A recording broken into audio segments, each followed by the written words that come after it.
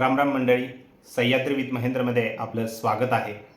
आज पुन्हा म्हणजे म्हणण्याचा उद्देश हाच की जवळपास 2 वर्षापासून मनोजदादा जरांगे पाटील यांची लढाई ही मराठा आरक्षणासाठी, कुणबी आरक्षणासाठी चालू आहे. आणि कुणबी आरक्षणानंतर आत्ता जेव्हा कुठे जात प्रमाणपत्र वाटप चालू झाली होती, त्याच अनुषंगाने आत्ता पुन्हा तो मुद्दा उभा राहिलेला आहे. मंत्री बावनकुळे यांनी एक पत्र दिलं आणि त्यानुसार आता 4 जे ओबीसी प्रमाणपत्र, कुणबी प्रमाणपत्र ही वाटली गेली होती ती रद्द झाली, असा आरोप मनोजदादा जरांगे पाटील यांनी केला आहे. त्या संदर्भात विविध स्तरातनं विविध गोष्टी घडत आहेत, त्याचाच मागोवा घेण्यासाठी हा आपण व्हिडिओ बनवतोय.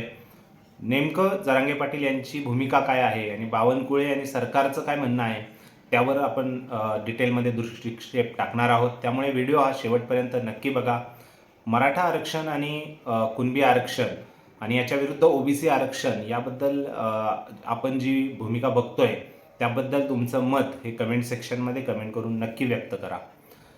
मित्रांनो, तुम्ही जर बघितलं असाल तर मनोजदादा जरांगे पाटील यांनी आत्ता बावनकुळेंविरोधात पत्रकार परिषद घेतली. भरपूर काही त्यांनी बावनकुळेंचा उल्लेख म्हणजे त्यांच्या शेवटी मनोजदादा जरांगे पाटील यांची जी आक्रमकता आहे ती बघता निश्चितच यावेळेस त्यांनी जरा बावनकुळे यांना चांगलंच रडारवर घेतलं आहे.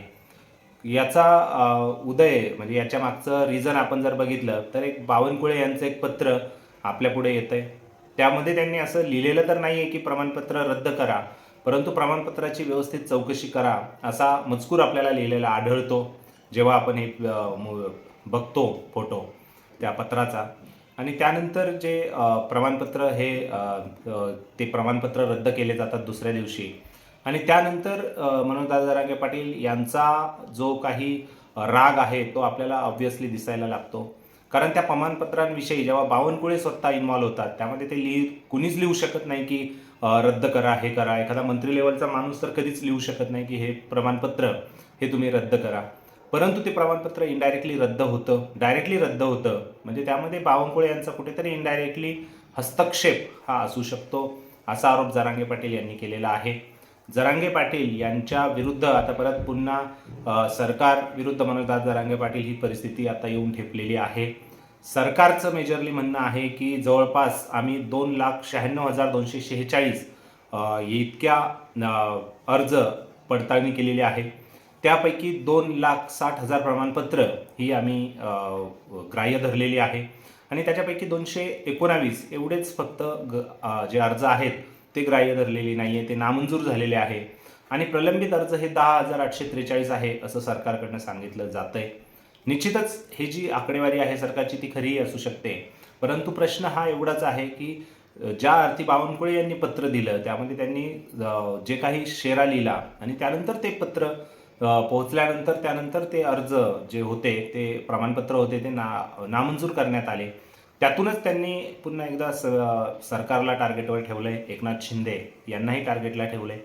मंत्री शिंदे म्हणजे शिंदे गटाचे मंत्री संजय शिरसाट जे छत्रपती संभाजीनगरचे आहेत त्यांनाही त्यांनी रडारवर ठेवलं की त्यांच्या कॉलेजमध्ये माझ्या विरुद्ध बैठक झाली, म्हणजे त्यांनी तो तसा आरोपच केलेला आहे. ते निश्चितच बघता छत्रपती संभाजीनगरमध्ये पुन्हा एकदा, कारण जरांगे पाटील यांचं प्रभुत्व असलेल्या जे क्षेत्र आहेत त्याच्यामध्ये छत्रपती संभाजीनगर येतं आहे आणि त्यातून एकदम एकनाथ शिंदे, उदय सामंत असू द्या यांनी लगबग आपल्याला दिसते की ते मनोजदादा जरांगे पाटील यांच्याशी संपर्क साधतायत गोष्टी एस्केलेट होऊ नये म्हणून.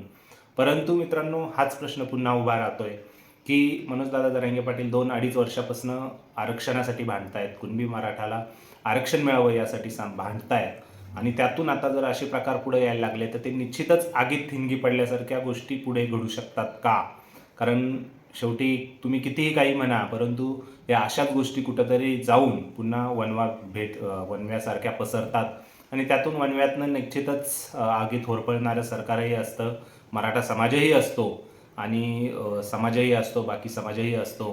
कारण शेवटी ताण हा त्या सरकारवर पडणार आहे, त्या आरक्षणावर पडणार आहे, आरक्षणकर्त्यांवर पडणार आहे. मनोजदादा जरांगे पाटील यांनी आरक्षण केलं तर त्यांच्याही स्वास्थ्याला कुठेतरी शरीराला ती इजा होते, परिणाम होतोच.